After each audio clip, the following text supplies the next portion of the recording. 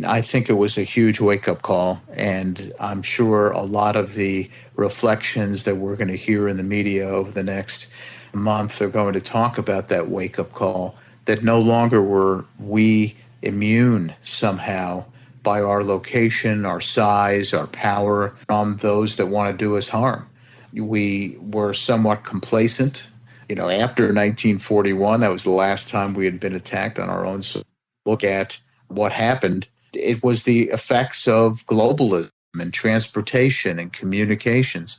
And I think that it was a huge wake-up call for us. Post 9/11, the level, though, of unity and patriotism and sense of duty and mission were so prevalent and overtook politics. For almost all Americans, 9/11 is the seminal event in the history of our country. For the first time since December 7, 1941, the U.S. mainland was attacked.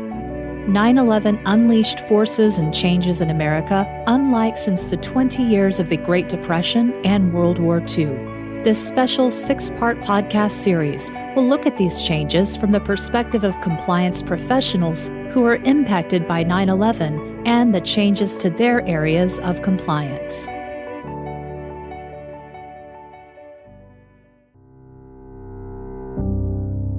Hello, this is Vin DiCiani, founder and president of Affiliated Monitors.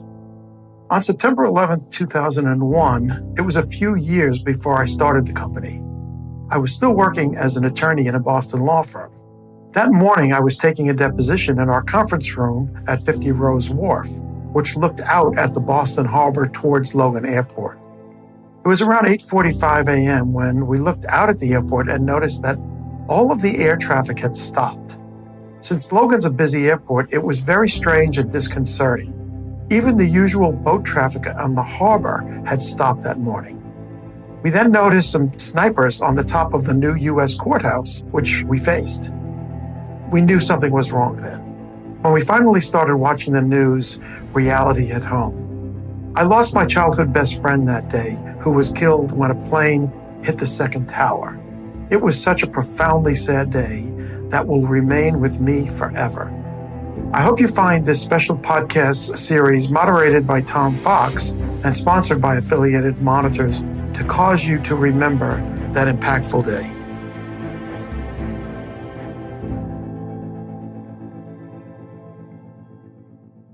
Hello, everyone. This is Tom Fox, and I'm back for another episode. And today I'm privileged to have with me Eric Feldman.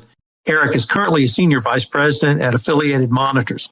Eric talked to us about not only some personal experiences and reminiscences from that day, but also reflections on the importance of audit, compliance, and oversight that came out of 9/11.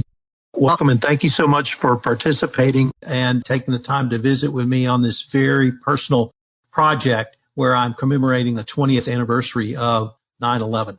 I do appreciate the opportunity, Tom. Eric, could you tell us what was your job duty on 9/11? I was the acting inspector general at the CIA. The inspector general, who herself was acting, was away in Europe on vacation and obviously could not get back after the 9/11 incident. I was acting IG for the CIA during that period. So it was quite a place to be as the events, watching the events unfolding. You had literally a front row seat on that. Could you tell us about your experience on the morning of 9/11? Sure. Well, 7:30 in the morning, as usual, I attended the CIA's morning staff meeting, his conference room. George Tenet was the director of the CIA, as many of you know, who went through this. He became a very familiar character.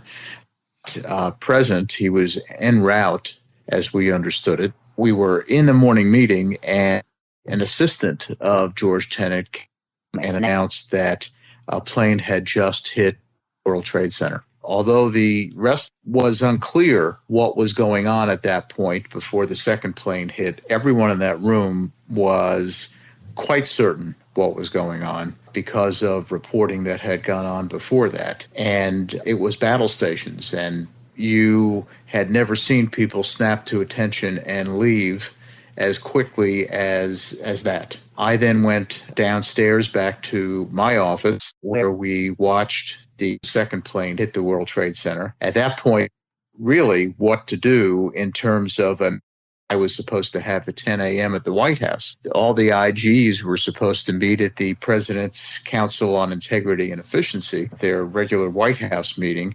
Couldn't get in touch with anyone. So I would just get in the car and drive down. I had a driver at the time. We were driving down GW Parkway. As we turned toward the Pentagon, we could see the smoke coming out of the Pentagon. At that point, it was clear we needed to go back. And we made a U-turn across the median on the GW Parkway, which is quite a feat, and headed back toward CIA headquarters. And as we're coming into the compound, people are rushing out of the compound on foot, which was somewhat disconcerting to see CIA employees leaving the compound. And at that point, of course, there were all kinds of rumors about the next plane, which ultimately crashed in Pennsylvania, but they thought could potentially be hitting the agency. It was chaos at that point. I could now turn to your profession, and as I recall, you're an auditor by professional or at least academic background. What did this event mean for your profession and the Inspector General's office at the CIA? Well, a few things happened. First of all, for IGs, I think, and for myself and many of my colleagues in the IG community who were IGs and the defense community, the intelligence community, we were refocused on mission. Now, it wasn't long after that I took a rotation. I was at John Brennan and worked for him for 2 years outside of the IG's office. And I have to tell you, it was probably the most informative time of my career to work within the oversight function, but as part of the mission that we were overseeing.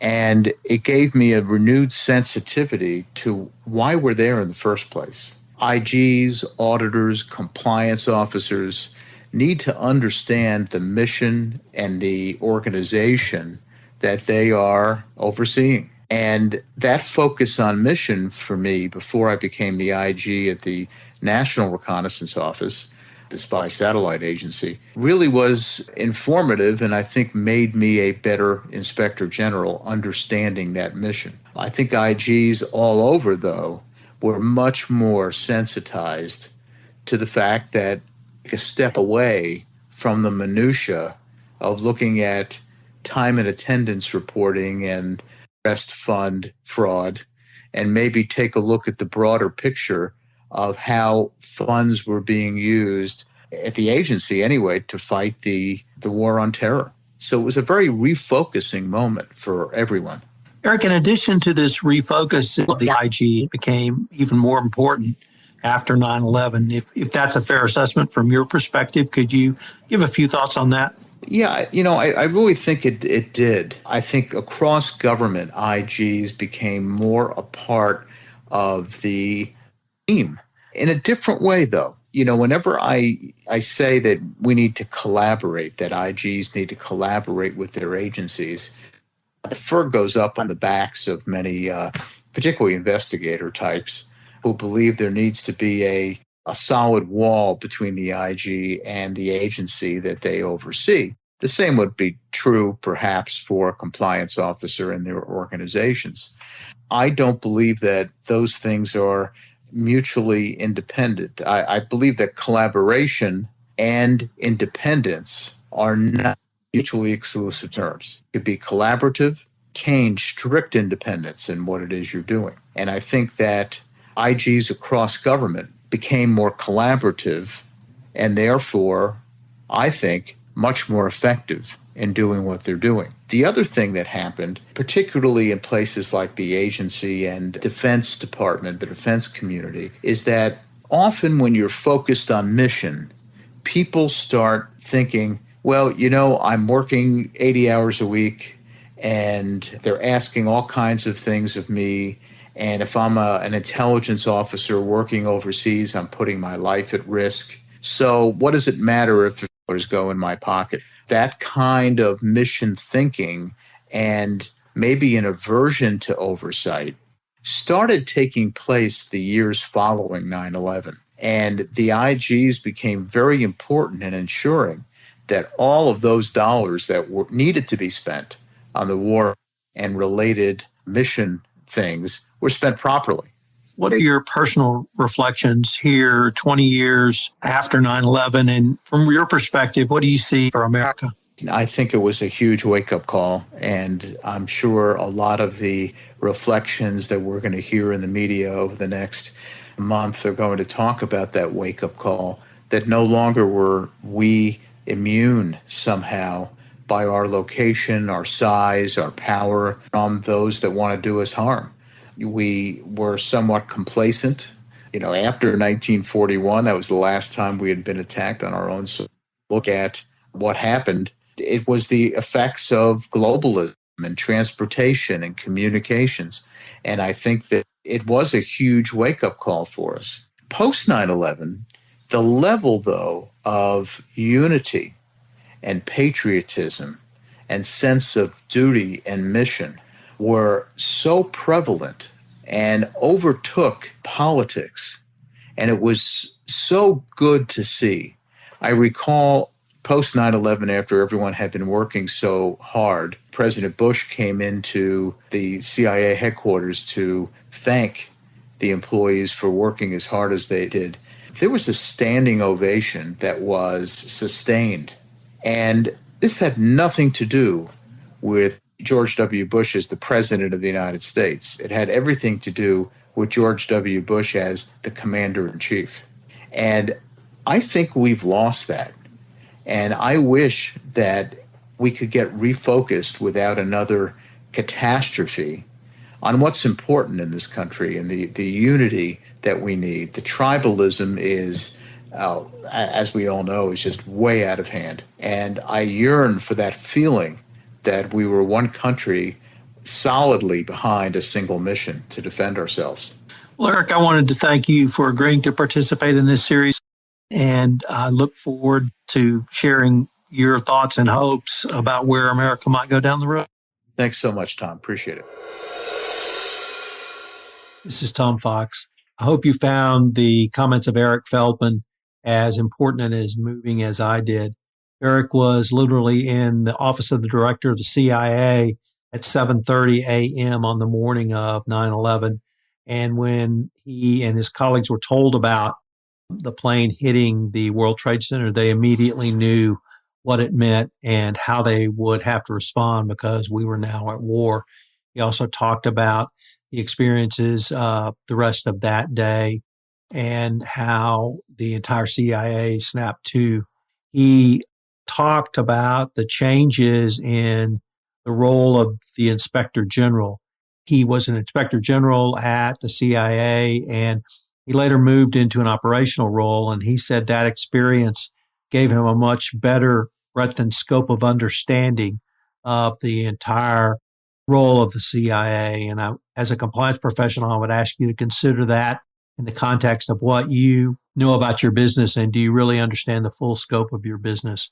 He talked about how the mission of the CIA obviously changed and the role of the inspector changed, a much more strategic view and not drilling down into the details of a gift or a travel and entertainment expense that they previously had. Eric has some very, very poignant reflections on what all of this means 20 years later. He was literally at the heart of the American political system when this attack occurred. He stayed in government for many years thereafter and really helped lead our fight. And it shows that everyone had a role in the fight against terrorism after 9/11.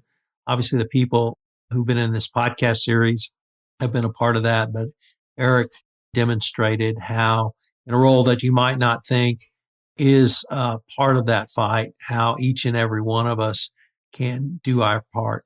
So I hope you've enjoyed this episode. This series was produced by the team at One Stone Creative, proud partner of the Compliance Podcast Network.